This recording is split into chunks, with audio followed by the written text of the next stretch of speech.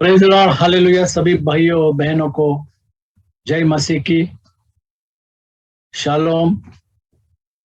खुदा प्रभु यीशु मसीह हमारे सबके साथ है।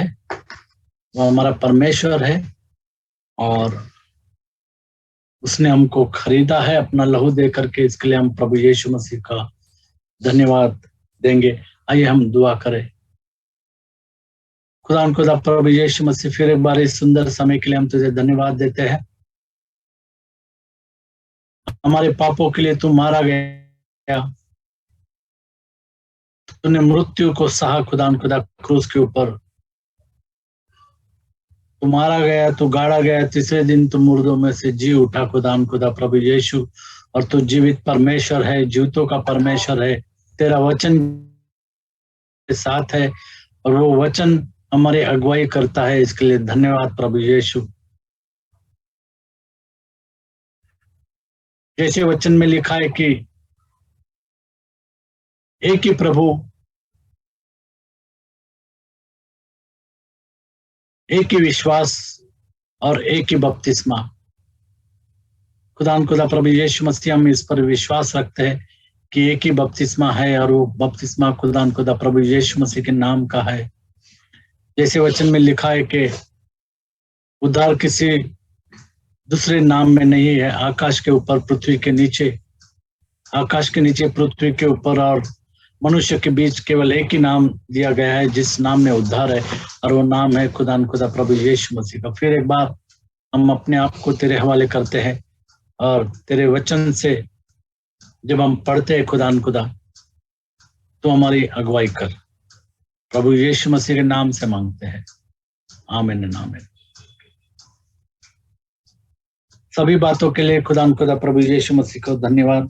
और प्रभु यीशु मसीह हमको विश्वास से विश्वास तक लेकर के चलता है, अनुग्रह से अनुग्रह तक लेकर के चलता है। इसके लिए हम प्रभु यीशु मसीह का धन्यवाद करते हैं।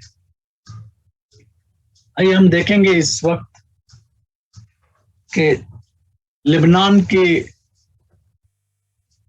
लेबनान के देवदार जो है उसमें और मसीह लोगों में क्या समानताएं है। हम पढ़ेंगे भजन संहिता 92 में 12 और 13वीं आयत।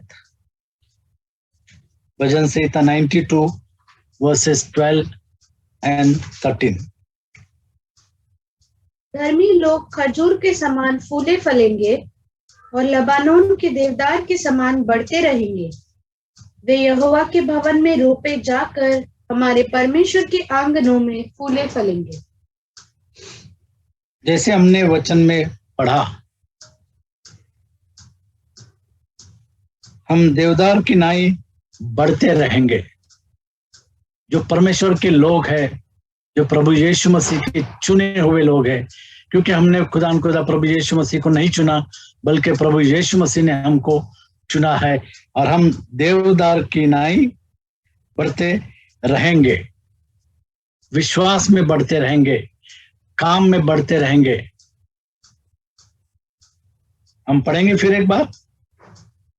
धर्मी लोग खजूर के समान फूले फलेंगे और लबानोन के देवदार के समान बढ़ते रहेंगे। हमको बढ़ते रहना है, आगे बढ़ते रहना है।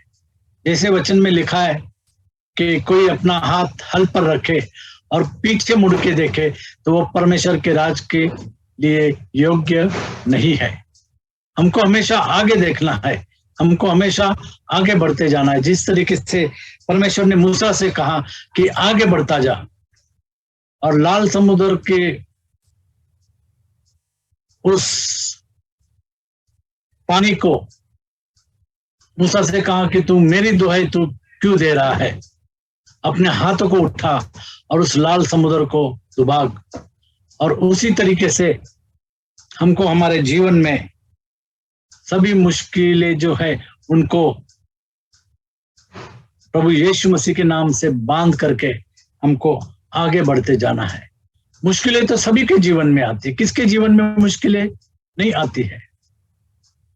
परिस्थिति सभी के जीवन में आती है, बीमारी सभी के जीवन में आती है, लेकिन खुदा हमको उसमें से निकालता है। और जैसे वचन में लिखा है कि वो बढ़ते जाएंगे, देवदार की नाई हमेशा बढ़ते जाएंगे। जो प्रभु यीशु मसीह पर विश्वास रखते हैं वो हमेशा देवदार की नाई बढ़ते जाएंगे। भजन संहिता 104 में 16, भजन संहिता 104 में 16 हम पढ़ेंगे।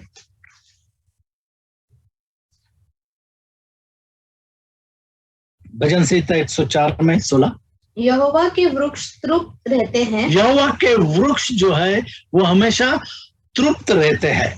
जैसे मसीह लोग हमेशा तृप्त रहना चाहिए, सेटिस्फाइड, जो परमेश्वर ने दिया उसी में, क्योंकि हमको विश्वास में बने रहना है।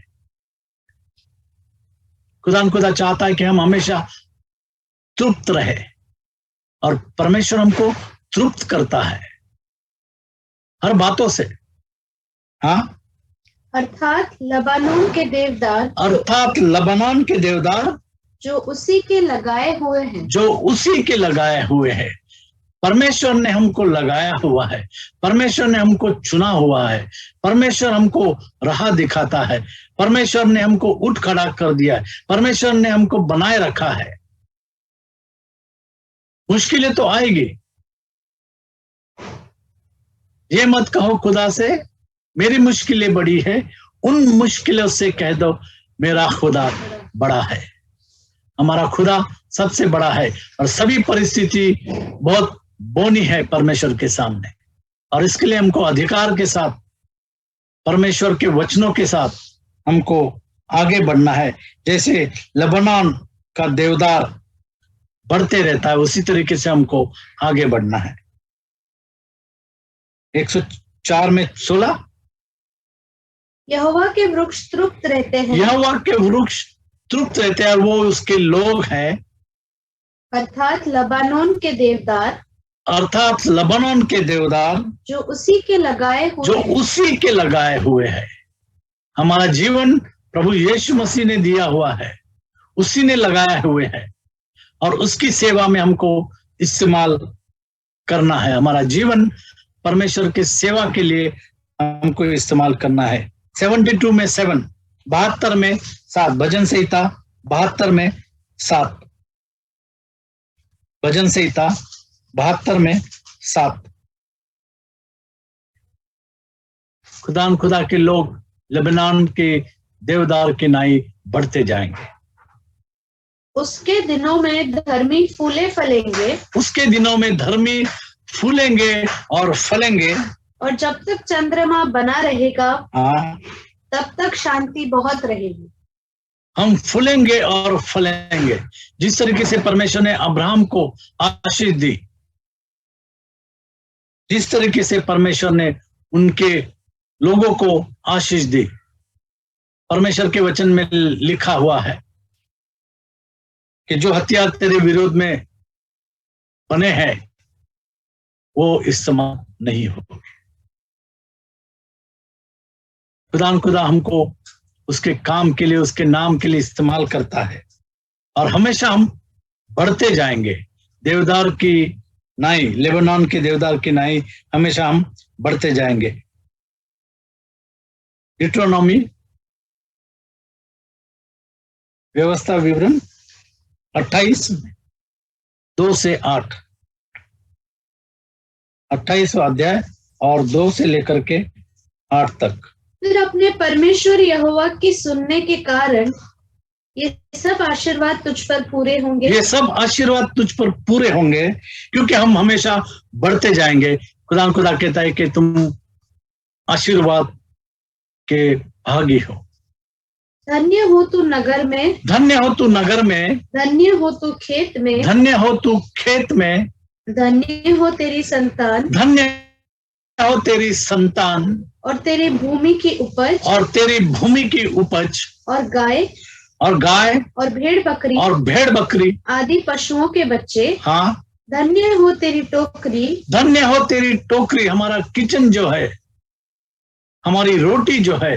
धन्य हो तेरी टोकरी और तेरी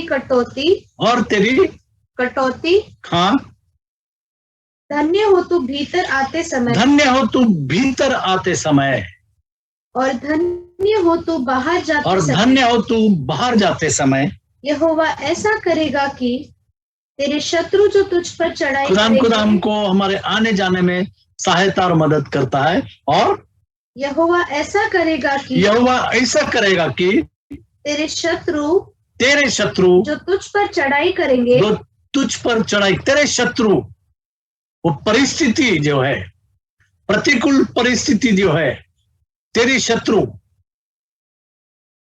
जो महामारी है, तेरे शत्रु, जो तलवार चलती है, तेरे शत्रु, हाँ, जो तुझ पर चढ़ाई करेंगे, वे तुझसे हार जाएंगे, वो तुझसे हार जाएंगे। परमेश्वर का वचन कहता है वे एक मार्ग से तुझ पर चढ़ाई करेंगे, परंतु तेरे सामने से 7 मार्ग से होकर भाग जाएंगे। और ये परिस्थिति जो विश्वासी है उनके जीवन में हमेशा होती है। हम देखते हैं कि प्रतिकूल परिस्थिति जो है वो एक तरफ से आएगी, लेकिन 7 मार्ग से भाग जाएगी, क्योंकि हम विश्वास में दृढ़ रहते हैं। जब हम प्रार्थना करते हैं, परमेश्वर हमारे प्रार्थना को सुनता है। जिस तरीके से दानियल की प्रार्थना परमेश्वर ने सुनी, जिस तरीके से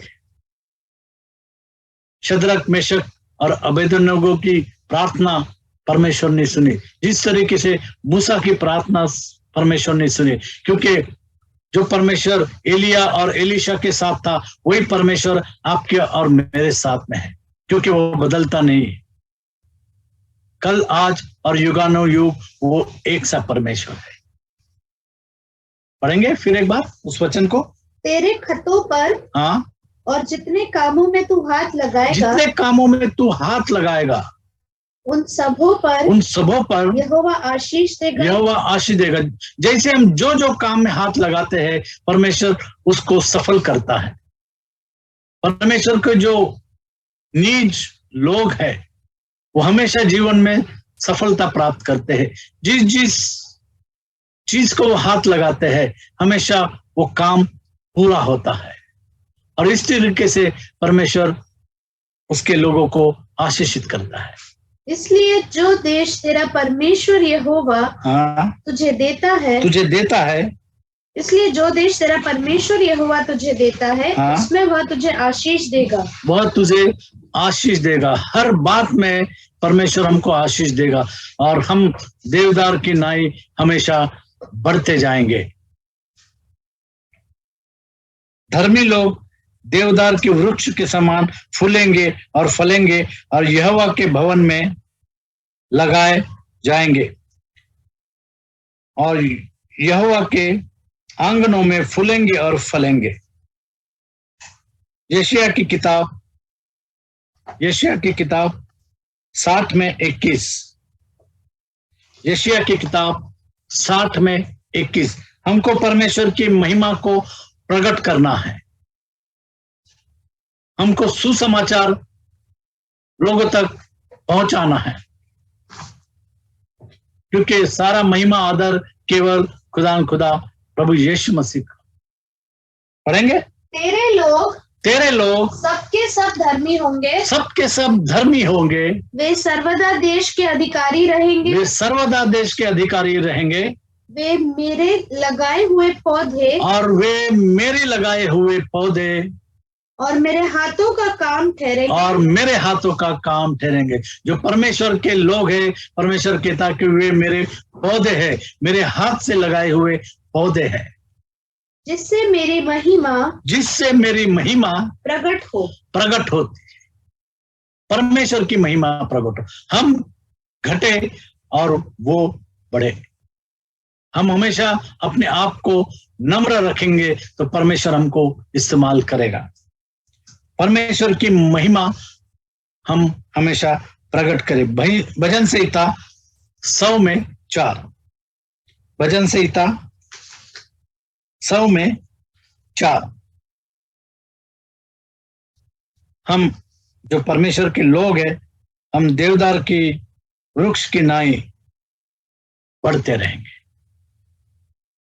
उसके फाटकों से धन्यवाद और उसके आंगनों में स्तुति करते हुए प्रवेश करो। उसका धन्यवाद करो, उसका धन्यवाद करो और उसके नाम को धन्य कहो। और उसके नाम को धन्य कहो, उसके नाम को। और वो नाम क्या है? यहोवा यहोशुआ। उसके नाम को धन्य कहो। खुदा प्रभु यीशु मसीह को धन्य कहो, क्योंकि धन्यवाद के योग्य केवल हमारा खुदा प्रभु यीशु मसीह है। वो पवित्र है। खुदा प्रभु यीशु मसीह का नाम हमको दुनिया के कोने कोने तक पहुंचाना है, क्योंकि प्रभु यीशु मसीह कहता है कि समय पूरा हो गया है, परमेश्वर का राज निकट है, पश्चाताप करो और सुसमाचार पर विश्वास रखो। आज जरूरत है कि लोग पश्चाताप करें और सुसमाचार पर विश्वास रखें। और सुसमाचार क्या है? कि खुदा प्रभु यीशु मसीह आपके और मेरे पापों के लिए मारा गया, गाड़ा गया, तीसरे दिन वो मुर्दों में से जी उठा है, उसकी कब्र खाली है, उसने मौत के डंक को तोड़ दिया है। इस सुसमाचार पर हमको विश्वास करना है। जिन्होंने नहीं किया है उनको विश्वास करना है और प्रभु यीशु मसीह के नाम का बपतिस्मा लेना है, तभी वो स्वर्ग में प्रवेश कर सकते, क्योंकि प्रभु यीशु मसीह कहता है कि द्वार मैं हूं। प्रभु यीशु मसीह कहता है कि जीवन की रोटी मैं हूं। प्रभु यीशु मसीह कहता है कि जीवन का जल मैं हूं। देवदार की नाई हम फूलेंगे और फलेंगे। लेबनान की देवदार की नाई। लेबनान की देवदार की कुछ बातें हम यहाँ पर देखेंगे कि देवदार का जो वृक्ष होता है वो बड़ा ऊंचा होता है, कभी कभी 100 फुट से भी ऊंचा होता है, और उसका जो घेरा होता है वो 40 फुट से भी ज्यादा होता है। आप सोच सकते हैं कि 40 फुट का अगर उसका घेरा है तो कितने पक्षी, कितने लोग उसके उस वृक्ष के नीचे रह सकते हैं। जिस तरीके से परमेश्वर के चुने हुए लोग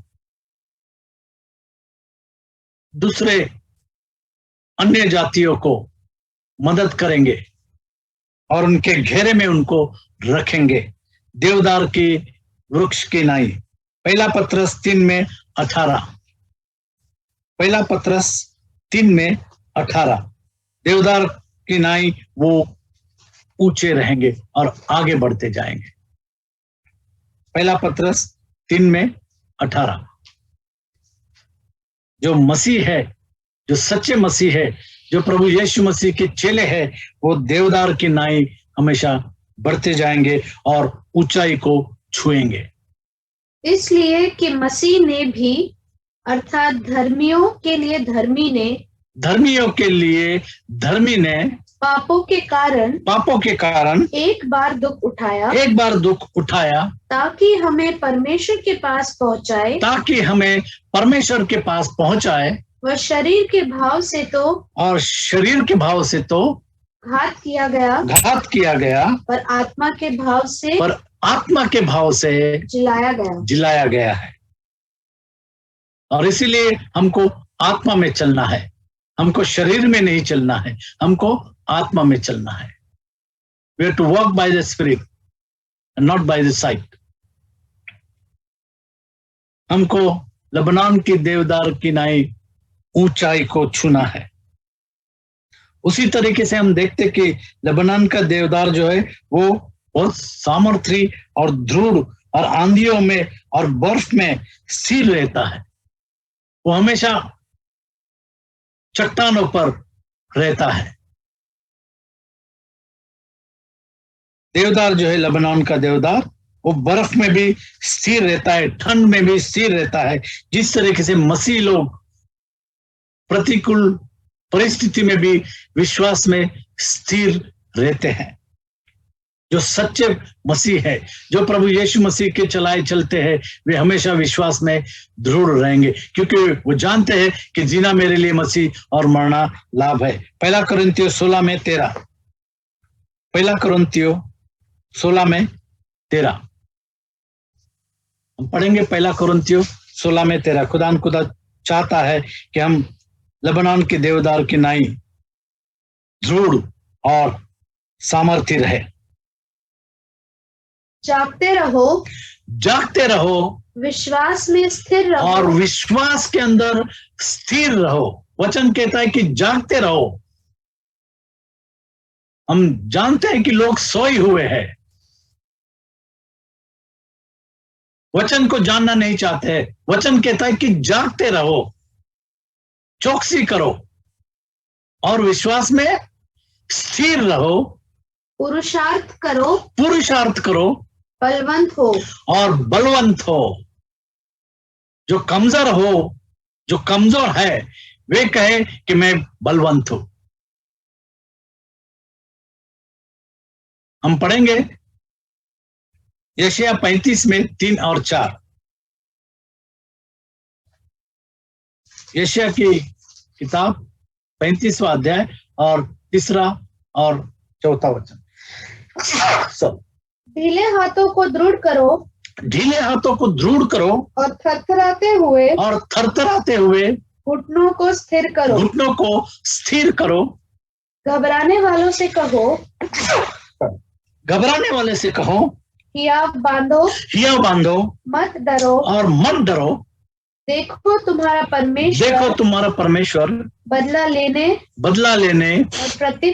और प्रतिफल देने को आ रहा है। प्रभु यीशु मसीह बहुत जल्द आ रहा है, क्योंकि प्रभु यीशु मसीह ने कहा कि मैं शीघ्र आता हूं। हाँ, परमेश्वर आकर तुम्हारा उद्धार करेगा। हाँ, परमेश्वर आकर तुम्हारा उद्धार करेगा। केवल एक ही नाम में उद्धार है और वो है प्रभु यीशु मसीह का नाम। इब्रानियों 11 में 34। इब्रानियों 11 में 34। हमको सामर्थ्य होना है, हमको विश्वास में दृढ़ रहना है, आंधियों में, बर्फ में स्थिर रहना है, प्रतिकूल परिस्थिति में हमको स्थिर रहना है विश्वास के अंदर। आग की ज्वाला को ठंडा किया, तलवार की धार से बच निकले, निर्बलता में बलवंत हुए, लड़ाई में वीर निकले, विदेशियों की फौजों को मार भगाया।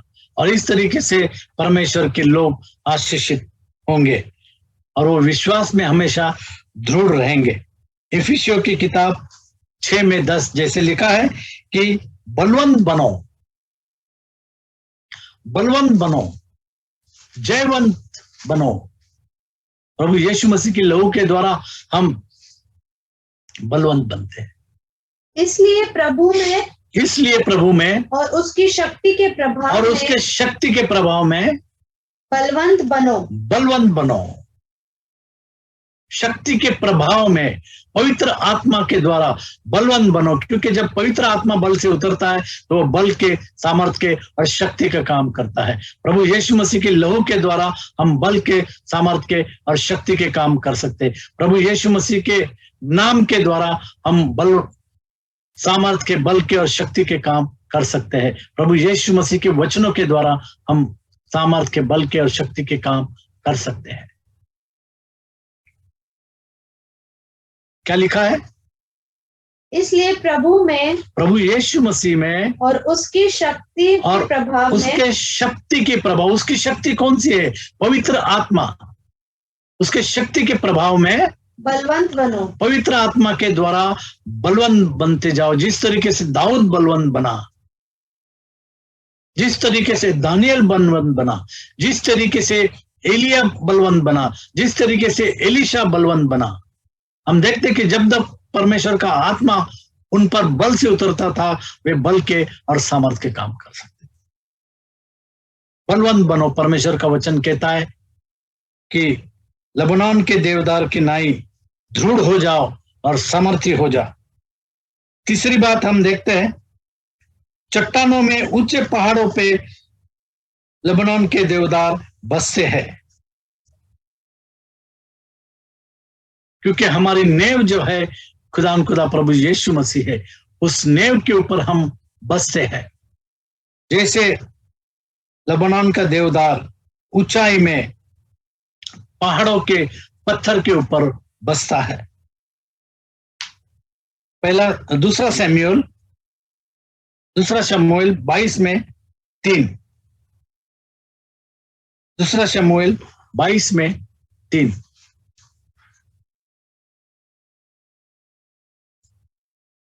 हम पहाड़ों के ऊपर बसते हैं, हम चट्टानों के ऊपर बसते हैं, जिस तरीके से लेबनान का देवदार बसता है। मेरा चट्टान रूपी परमेश्वर मेरा है, चट्टान रूपी परमेश्वर, जिसका मैं शरणागत हूँ, मेरी ढाल, मेरा बचाने वाला, मेरा बचाने वाला सिंह, मेरा ऊंचा गढ़ और मेरा शरण स्थान है। हे मेरे उद्धारकर्ता परमेश्वर, तू उपद्रव से मेरा उद्धार किया करता है। और किसी का भी उपद्रव हमारे ऊपर नहीं चल सकता, क्योंकि खुदा हमारे साथ है। और जैसे वचन में लिखा है कि जब हमारा परमेश्वर हमारे साथ है तो हमारा विरोधी कौन हो सकता है। 1 कुरिन्थियों 3:11, जो नेव डल चुकी है और कोई नई नेव नहीं डाल सकता है। हम जानते हैं कि प्रभु यीशु मसीह हमारा फाउंडेशन है, वो हमारी नेव है।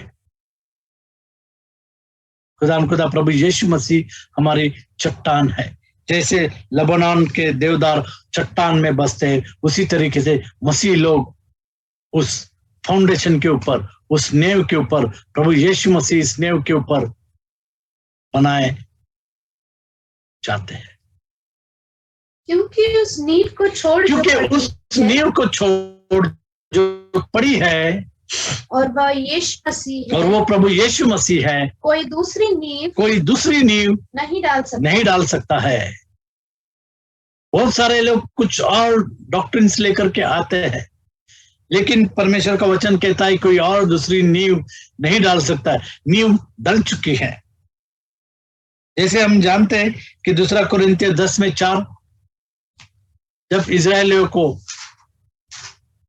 मसा और मरीबा में, और जब वे इजिप्ट से, मिस्र देश से निकले, जब उनको पानी की जरूरत थी, उस चट्टान ने उनको पानी पिलाया।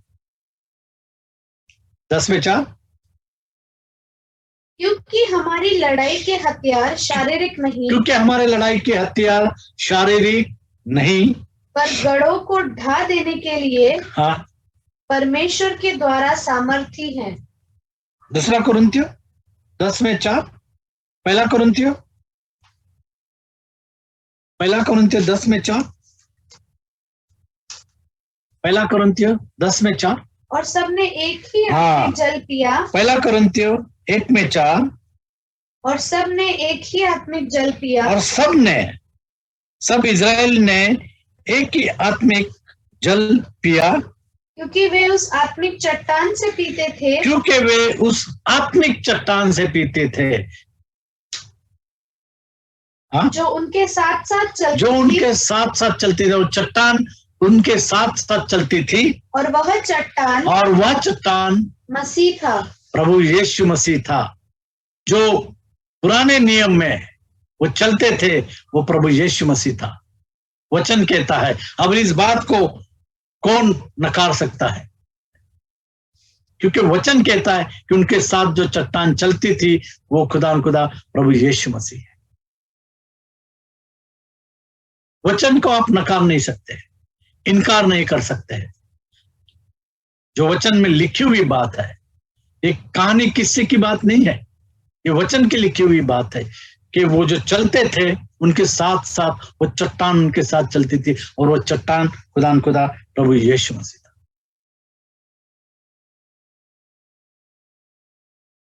जैसे हमने देखा कि देवदार की नाई ऊंचाई को छुएंगे, सामर्थ्य और विश्वास के अंदर दृढ़ रहेंगे, उसी तरीके से चट्टान के ऊपर बसे रहेंगे। जैसे देवदार, लेबनान का देवदार चट्टान के ऊपर बसा रहता है, उसी तरीके से मसीह लोग जो प्रभु यीशु मसीह के अंदर विश्वासी है वो इसी तरीके से बसे रहेंगे। और हम देखते हैं कि लेबनान का देवदार जो है वो सुगंध फैलाता है।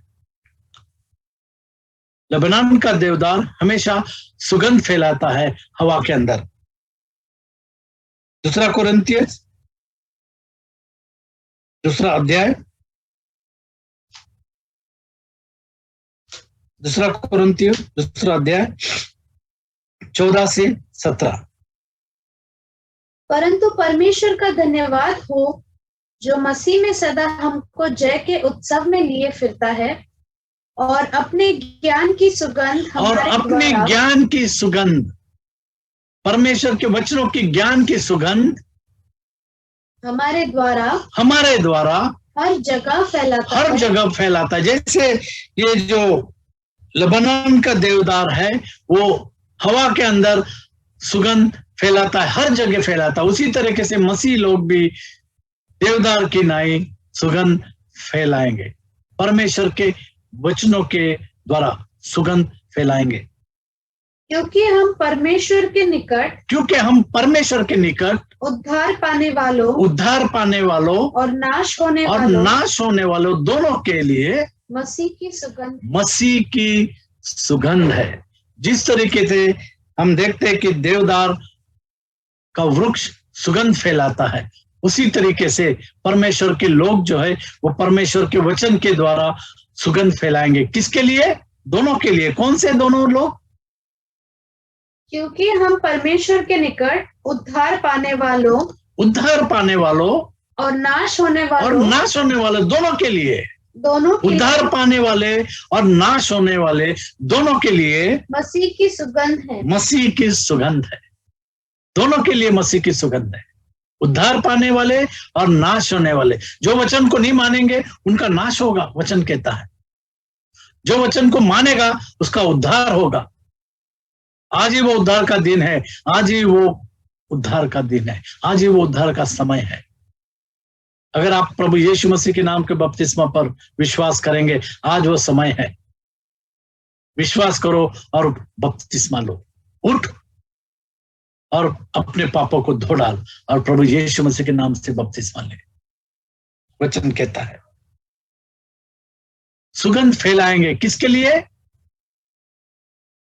धर्मियों के लिए और नाश होने वालों के लिए, विश्वासियों के लिए और नाश होने वालों के लिए, दोनों के लिए सुगंध, परमेश्वर के वचनों की सुगंध फैलाएंगे। आगे, कुछ के लिए तो मरने के निमित्त, जो नाश होने वाले की है उनके लिए मरने के निमित्त सुगंध, मृत्यु की गंध। हाँ, और कितनों के लिए जीवन की सुगंध। पढ़ेंगे। कुछ के लिए मरने के निमित्त मृत्यु की गंध, हाँ, और कितनों के लिए जीवन के निमित्त जीवन की सुगंध। हाँ, भला इन बातों के योग्य कौन है? क्योंकि हम उन बहुतों के समान नहीं, मतलब मेजॉरिटी, बहुतों के समान नहीं, जो परमेश्वर के वचन में मिलावट करते हैं, परंतु हम तो मन की सच्चाई से और परमेश्वर, क्योंकि परमेश्वर का वचन कहता है कि तुम सच्चाई को जानोगे और सच्चाई तुमको आजाद कर देगी। प्रभु यीशु मसीह कहते हैं मार्ग, सत्य, जीवन मैं हूं। हाँ, परंतु मन की सच्चाई से और परमेश्वर की ओर से परमेश्वर की उपस्थिति को जानकर मसीह में बोलते हैं और सुगंध को फैलाते हैं। वचन की सुगंध को हम फैलाते हैं। भजन संहिता 141 में 2, भजन संहिता 141 में 2, भजन संहिता 141 में 2, खुदा कहता है कि लेबनान के देवदार की नाई तुम सुगंध फैलाओ। जैसे देवदार लेबनान का देवदार जो है वो चट्टान में बसता है। जिस तरीके से लेबनान का देवदार ध्रुव और आंधियों में भी और बर्फ में भी स्थिर रहता है, जिस तरीके से लेबनान का देवदार जो है वो ऊंचाई को छूता है।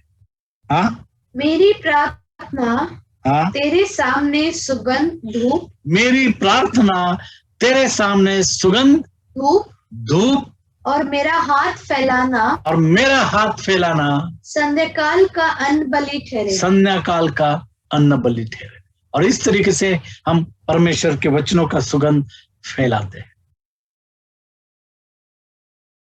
और जो वृक्ष है लेबनान का देवदार जो है उसमें एक पानी की जैसा लिक्विड होता है। हम पढ़ेंगे उत्पत्ति की किताब 2:9। उत्पत्ति की किताब 2:9। जैसा उस वृक्ष के अंदर एक लिक्विड होता है और वो लिक्विड उसके जड़ से लेकर के पत्ते तक उसको ताकत देता है, उसी तरीके से खुदा प्रभु यीशु मसीह का लहू हमारे जीवन को सामर्थी बनाता है। और यहोवा परमेश्वर ने भूमि से सब भांति के वृक्ष जो देखने में मनोहर और जिनके फल खाने में अच्छे हैं उगाए और वाटिका के बीच में जीवन के वृक्ष को और भले या बुरे के ज्ञान के वृक्ष को भी लगाया। जीवन का वृक्ष, लेबनान का देवदार जो है वो जीवन का वृक्ष है। रेवलेशन प्रकाशित वाक्य 22:2 और 14। प्रकाशित वाक्य 22:2 और 14। उस नगर की सड़क के बीचों बीच बहती थी, नदी के इस पार और उस पार जीवन का वृक्ष था। उसमें 12 प्रकार के फल लगते थे। हाँ, और वह हर महीने फलता था। हाँ, और उस वृक्ष के पत्तों से जाति जाति के लोग चंगे होते थे। जाति जाति के लोग उस वृक्ष के पत्ते से चंगे होते थे। और हम जानते हैं कि इस वृक्ष का मेडिसिनल यूज बहुत है। देवदार के लेबनान का मेडिसिनल यूज बहुत है। 22:14। धन्य वे हैं जो अपने वस्त्र धो लेते हैं, क्योंकि उन्हें जीवन के वृक्ष के पास आने का अधिकार मिलेगा। और वे फाटकों से होकर क्योंकि खुदा प्रभु यीशु मसीह कहते हैं कि दरवाजा मैं हूँ। फाटकों से, दरवाजों से दरवाजों से होकर नगर में नए यरूशलेम में प्रवेश करेंगे। भजन संहिता 1:3। भजन संहिता 1:3। भजन संहिता 1:3। वह उस वृक्ष के समान है और जो धर्मी है वो उस वृक्ष के समान है जो बहती नालियों के किनारे लगाया गया है। और अपनी ऋतु में फलता है और उसके पत्ते कभी मुरझाते नहीं।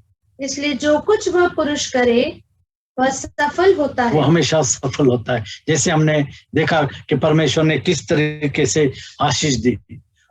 वो कहता है कि जिस चीज को तुम हाथ लगाओगे वो तुम पूरा करोगे। भजन संहिता 23:1-3। हम जानते हैं इस वचन को। भजन संहिता 23वां अध्याय और 1 से लेकर के 3 तक। यहोवा मेरा चरवाह है, मुझे कुछ घटी न होगी, क्योंकि हम हमेशा तृप्त रहेंगे। वह मुझे हरी हरी चराइयों में बिठाता है। वह मुझे सुखदायी जल के झरने के पास ले चलता है। खुदा प्रभु यीशु मसीह के लहू के पास ले चलता है। वह मेरे जी में जी ले आता है। धर्म के मार्गों में वह अपने नाम के निमित्त मेरी अगुवाई करता है। खुदा प्रभु यीशु मसीह हमारी अगुवाई करता है। जैसे हम देखेंगे पहला पत्रस पहला अध्याय और 18 से 20, पहला पत्रस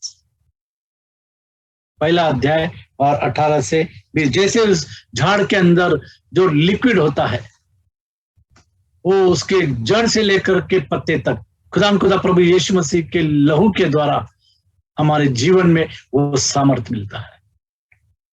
18 से 20। क्योंकि तुम जानते हो कि तुम्हारा निकम्मा चाल चलन जो बाप दादों से चला आता है, हाँ? उससे तुम्हारा छुटकारा, हाँ? चांदी सोने अर्थात नाशवान वस्तुओं के द्वारा नहीं हुआ, पर निर्दोष और निष्कलंक मेमना जो हमारा प्रभु यीशु मसीह है, अर्थात मसीह के बहुमूल्य प्रभु यीशु मसीह के बहुमूल्य लहू के द्वारा हुआ। उसका ज्ञान तो, हाँ? जगत की उत्पत्ति के पहले ही से जाना गया था, पर अब इस अंतिम युग में ये अंतिम युग है। हम जानते हैं लड़ाइयों की बातें सुन रहे, अकाल की बातें सुन रहे हैं, खराब परिस्थिति की बातें हम सुन रहे हैं। अंतिम दिनों में तुम्हारे लिए प्रकट हुआ है। खुदा प्रभु यीशु मसीह की लहू के द्वारा हमारे पापों की क्षमा होती है। प्रकाशित वाक्य पहला अध्याय और 5 से 10। प्रकाशित वाक्य पहला अध्याय और 5 से 10। खुदा प्रभु यीशु मसीह के लहू के द्वारा हमारे पापों की क्षमा होती है, हम जानते हैं। और यीशु मसीह की ओर से जो विश्वास योग्य साक्षी और मरे हुओं में से जी उठने वालों में पहलौटा और पृथ्वी के राजाओं का हाकिम है, तुम्हें अनुग्रह और शांति मिलती रहे। वह हमसे प्रेम रखता है और उसने अपने लहू के द्वारा प्रभु यीशु मसीह ने हम अपने लहू के द्वारा हमें पापों से छुड़ाया है। और इसलिए वचन कहता है, उठ और अपने पापों को धो डाल। प्रभु यीशु मसीह ने अपना लहू बहाया है और इसलिए प्रभु यीशु मसीह के नाम से बपतिस्मा लेने की जरूरत है, हाँ? और हमें एक राज्य और अपने पिता परमेश्वर के लिए याजक भी बना दिया, हाँ? उसी की महिमा और पराक्रम युगानुयुग रहे, आमीन। उसी की महिमा और पराक्रम युगानुयुग रहे, आमीन। देखो वह बादलों के साथ आने वाला है और क्योंकि प्रभु यीशु मसीह के टाइम में बहुत जल्द आने वाला हूँ, बहुत जल्द आता, मैं शीघ्र आता हूँ। प्रभु यीशु मसीह और उसकी दुल्हन कहते, मारानाथा, आ प्रभु यीशु मसीह तू आ।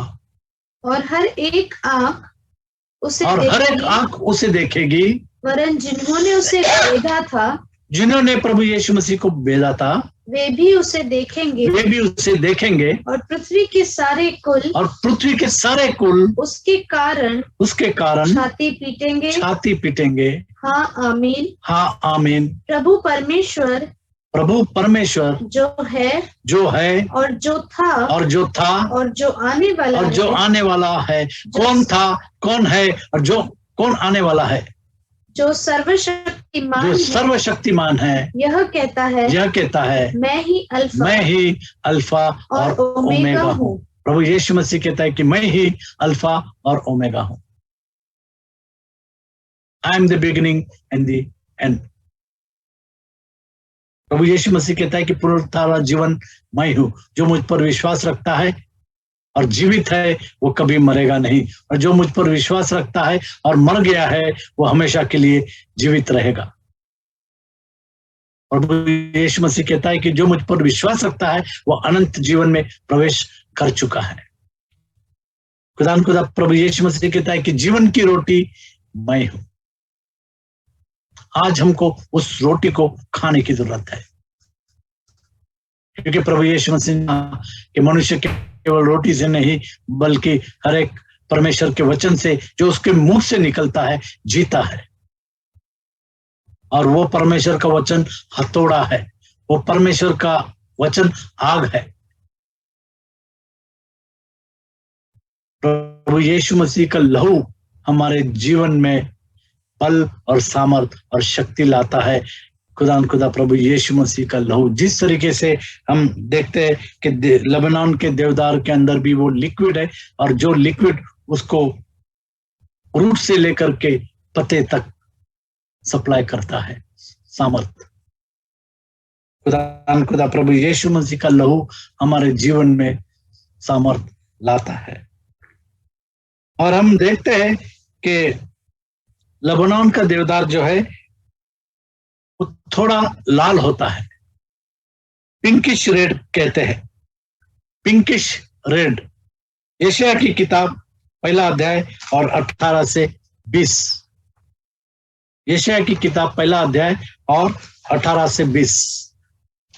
अगर हमारे पाप लाल रंग के हो तो खुदा प्रभु यीशु मसीह उसको श्वेत कर देगा उसके लहू के द्वारा। वचन में लिखा है, यशायाह की किताब 1 अध्याय और 18 से 20। यहोवा कहता है, आओ हम आपस में वाद विवाद करें। तुम्हारे पाप चाहे लाल रंग के हो, तुम्हारे पाप शायद लाल रंग के हो, तो भी वे हिम के समान, तो भी वे हिम के समान उजले हो जाएंगे। उजले हो जाएंगे। कैसे हो जाएंगे? जब हमारे पाप धुले जाएंगे। जो हमारे पाप लाल रंग के हो वो प्रभु यीशु मसीह के लहू के द्वारा हिम के नाई सफेद हो जाएंगे वचन के। और चाहे अर्गवानी रंग के और हो, चाहे अर्गवानी रंग के हो, तो भी वे ऊन के समान, तो वे उनके समान श्वेत हो जाएंगे।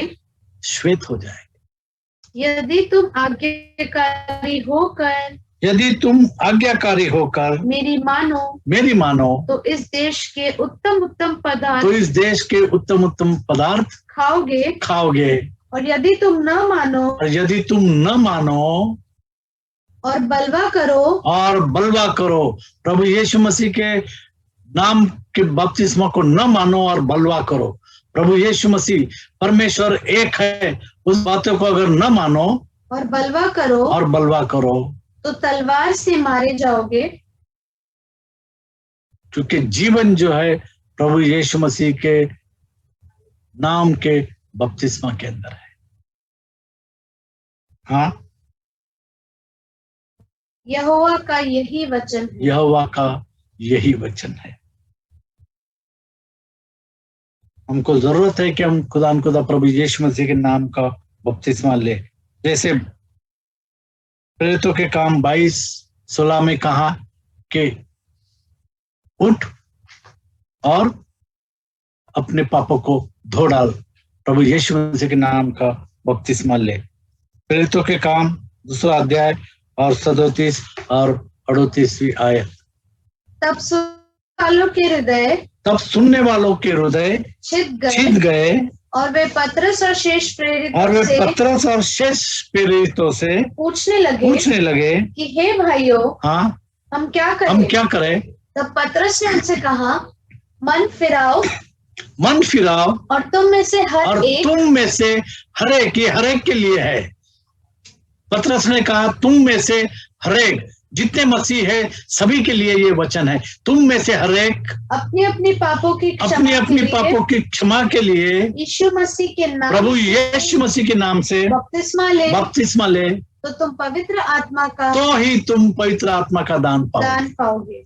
आगे, क्योंकि यह प्रतिज्ञा तुम और तुम्हारी संतानों और उन सब दूर दूर के लोगों के लिए भी है। दूर दूर के लोगों के लिए, तुम्हारे संतानों के लिए ये प्रतिज्ञा है, जिनको प्रभु हमारा परमेश्वर अपने पास बुलाएगा। जिनको वो अपने पास बुलाता है वो इस वचन को जानते हैं और वो इस वचन को मानते हैं और वो इस वचन को अपने जीवन के अंदर लाते हैं और अमल करते हैं और प्रभु यीशु मसीह के नाम का बपतिस्मा लेते हैं, जो इस वचन को मानते हैं। हाँ, उसने बहुत और बातों से भी गवाही दे देकर समझाया कि अपने आप को इस टेढ़ी जाति से बचाओ। अतः उन्होंने उसका वचन ग्रहण किया, उन्होंने बपतिस्मा लिया। जिन्होंने इस वचन को ग्रहण किया, अपने जीवन के अंदर अमल किया, उन्होंने प्रभु यीशु मसीह के नाम का बपतिस्मा लिया, और उसी दिन 3,000 मनुष्य के लगभग उनमें मिल गए हैं। और वे प्रेरितों से शिक्षा पाने और संगति रखने और रोटी तोड़ने और प्रार्थना करने में लौलीन रहे। हमने देखा कि लेबनान का देवदार काफी ऊंचा होता है। परमेश्वर के लोग ऊंचाई को छूते हैं। जिस तरीके से लेबनान छूता है, उसकी गहराई 40 फुट से भी अधिक होती है। लेबनान का देवदार सामर्थी और दृढ़ है, बर्फ में, आंधियों में स्थिर रहता है। उसी तरीके से परमेश्वर के लोग हमेशा विश्वास के अंदर स्थिर रहते हैं। चट्टानों में वो बसता है। हमारी चट्टान खुदा प्रभु यीशु मसीह में है, और वह चट्टान के ऊपर हम बसे जाते हैं। जिस तरीके से लेबनान का देवदार जो है वो सुगंध फैलाता है, हम भी मसीह के वचन का सुगंध फैलाते हैं। वो जीवन का वृक्ष कहलाता है। हम जीवन के वचनों को लोगों तक पहुंचाते हैं। और जैसे वचन में लिखा है कि तुम्हारे पाप अगर लाल रंग के हो, क्योंकि देवदार की लकड़ी जो है वो लाल रंग की होती है, पिंकिश रेड होती है। ये देवदार जो है वो परमेश्वर के लोगों के बारे में बता रहा है। और आखिरी बात हम यहाँ पर देखते हैं कि वो जो है वो वृक्षों का राजा है। देवदार जो है वो वृक्षों का राजा है। उसकी फली जो है वो खराब नहीं होती है, उसकी लकड़ी जो है वो खराब नहीं होती। फाउंडेशन के लिए और सीलिंग के लिए उस लकड़ी का इस्तेमाल होता है। पहला पत्रस 2:9, पहला पत्रस 2:9, पहला पत्रस 2:9, पहला पत्रस 2:9। खुदा ने हमको क्या बनाया है? उसकी नीच प्रजा। पर तुम एक चुना हुआ वंश और राजपदधारी और याजकों का समाज और पवित्र लोग। खुदा ने हमको पवित्र लोग बनाया, क्योंकि परमेश्वर कहता है कि तुम पवित्र बनो क्योंकि मैं पवित्र हूं। और परमेश्वर की नीच प्रजा, परमेश्वर की चुनी हुई प्रजा, परमेश्वर ने लगाई हुई प्रजा। जिस तरीके से परमेश्वर कहता है कि देवदार को मैंने अपने भवन में लगाया है। हाँ, इसलिए कि जिसने तुम्हें अंधकार में से उजियाले में लाया है, अपने अद्भुत ज्योति में बुलाया है, उसके गुण प्रकट करो। और परमेश्वर ने कहा कि तुम ज्योति के संतान हो, तुम पृथ्वी के उजियाले हो, पृथ्वी के नमक हो। हम पढ़ेंगे पहला राजा 6 अध्याय और 9 से 11। सोलोमन राजा जो है वो जानता है कि किस तरीके से देवदार का इस्तेमाल करना है परमेश्वर के भवन के लिए।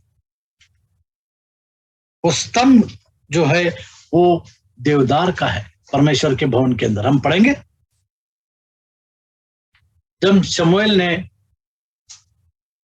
पढ़ेंगे वचन में क्या लिखा है, पहला राजा 6:9 से 10।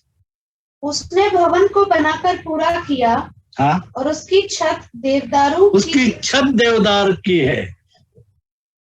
जो परमेश्वर का भवन बनाया गया है उसकी छत देवदार की है। और उसकी छत देवदारू की कड़ियों और तख्तों से बनी थी। पूरे भवन से लगी हुई जो मंजिलें उसने बनाई थी वह 5 हाथ ऊंची थी। हाँ, और वे देवदार के लकड़ी के द्वारा भवन से मिलाई गई थी। भवन से मिलाई गई थी। तब यहोवा का यह वचन हाँ सुलेमान के पास पहुंचा। हाँ 15-16 15 और 16। उसने भवन की दीवारों पर सुलेमान ने भवन के दीवारों पर भीतर की ओर देवदारों की तख्ताबंदी की। किस तरीके से सुलेमान ने देवदार, लबनान के देवदार को इस्तेमाल किया परमेश्वर के भवन के लिए। आज हम जानते हैं कि हम परमेश्वर के भवन है। हाँ और भवन के फर्श से छत तक हाँ दीवारों पर भीतर की ओर लकड़ी की तख्ताबंदी की। लकड़ी की तख्ता, कौन सी लकड़ी? देवदार की लकड़ी। और भवन के फर्श को उसने सनोवर के तख्तों से बनाया। और भवन के पीछे की ओर भी उसने 20 हाथ की दूरी पर फर्श से ले दीवारों के ऊपर तक देवदारों की तख्ताबंदी की। किस तरीके से सुलेमान ने देवदार की लकड़ी का इस्तेमाल किया परमेश्वर का भवन बनाने के लिए? इस प्रकार उसने परम पवित्र स्थान के लिए भवन की एक भीतरी कोठरी बनाई।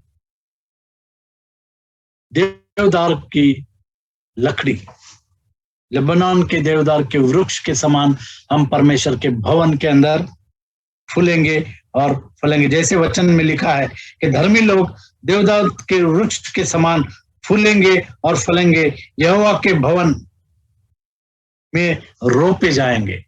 यहोवा के भवन के अंदर रोपे जाएंगे।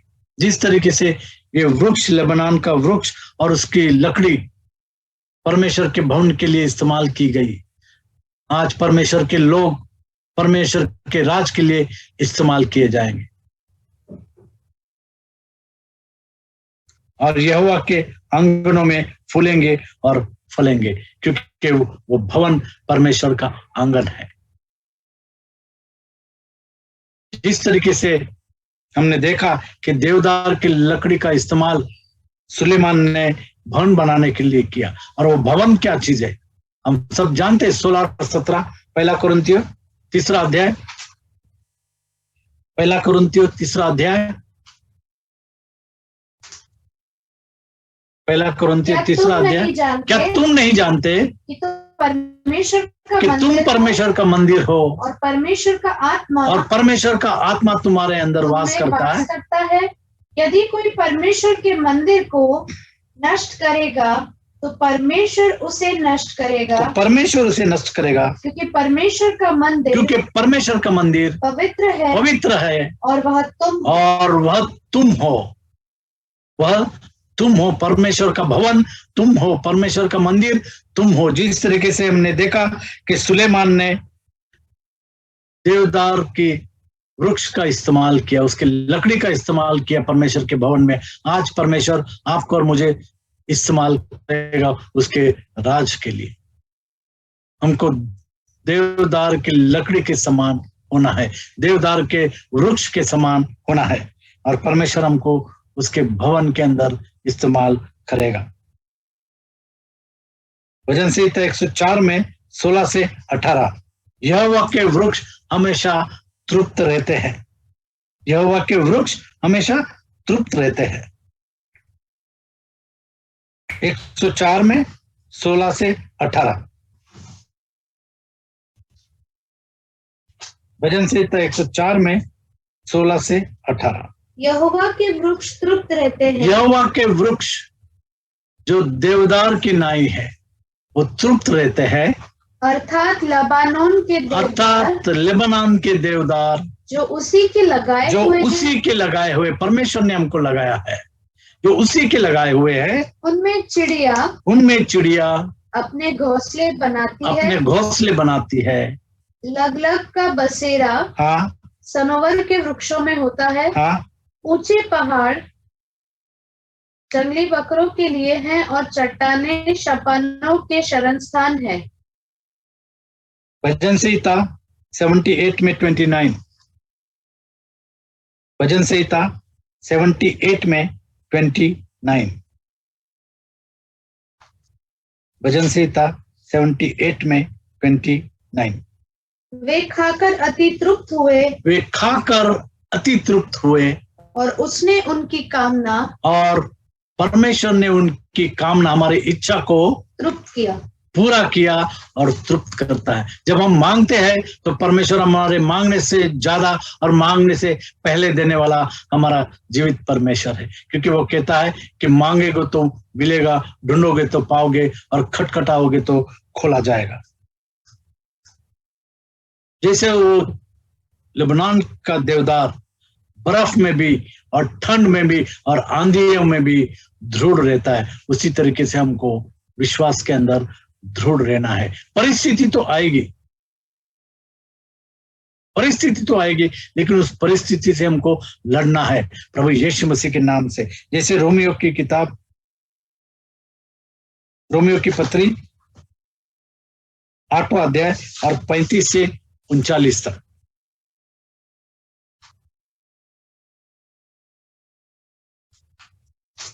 35 से 39 तक,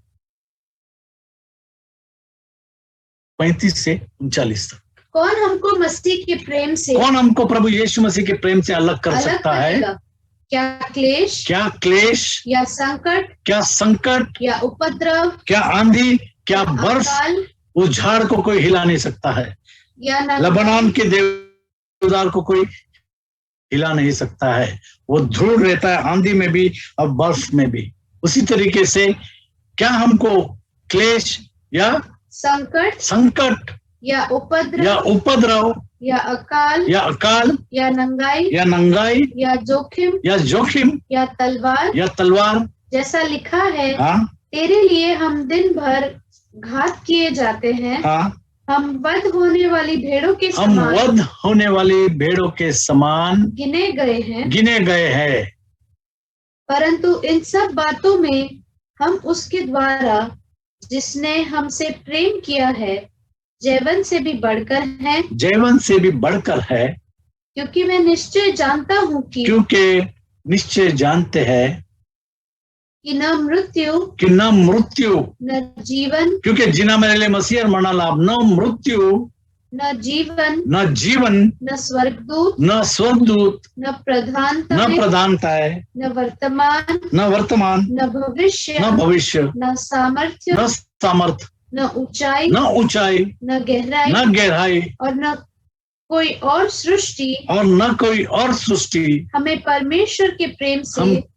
हमें परमेश्वर के प्रेम से जो हमारे प्रभु यीशु मसीह में है अलग कर सकेगी। हमको अलग कर सके। कोई भी परिस्थिति हमको परमेश्वर के प्रेम से अलग नहीं कर सकते। वो अगापे लव, वो अगापे प्रेम, अनकंडीशनल प्यार खुदा ने हमसे किया, क्योंकि हम पापी में थे और खुदा प्रभु यीशु मसीह ने हमारे लिए क्रूस पर बलिदान दिया।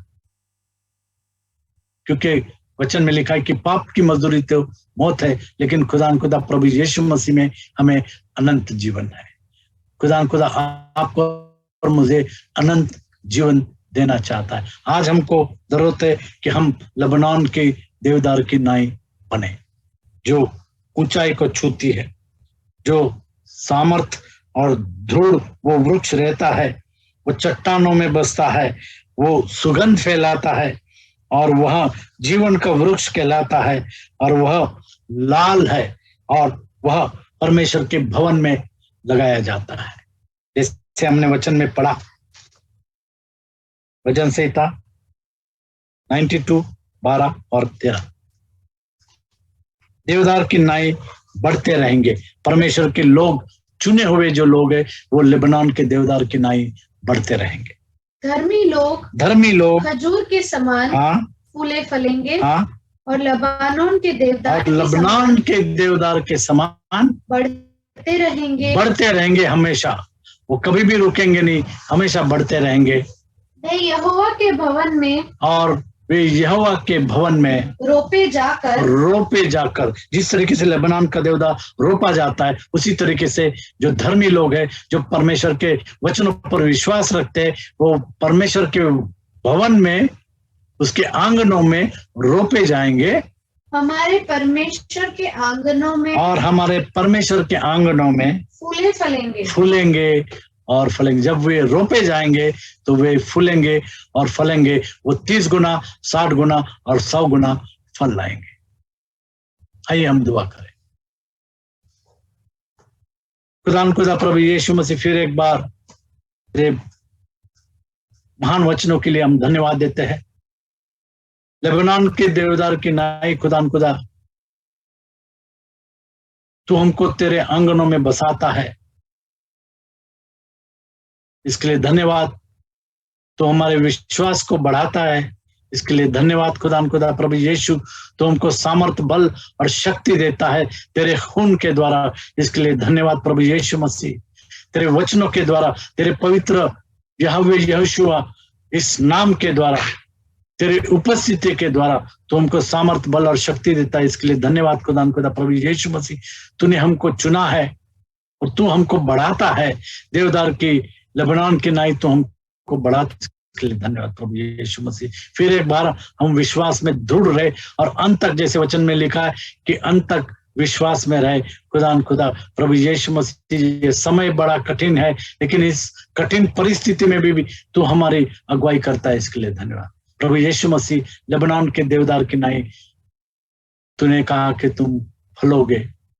खुदा हम तेरे राज के लिए 30 गुना, 60 गुना और 100 गुना फल लाए, ऐसा तो होने दे। हम अपने आप को, अपने प्राण को, हमारे आत्मा को, शरीर को और अपने जीवन को तेरे हवाले करते हैं, प्रभु यीशु मसीह के नाम से मांगते हैं, आमीन। खुदा प्रभु यीशु मसीह आपको आशीषित करे।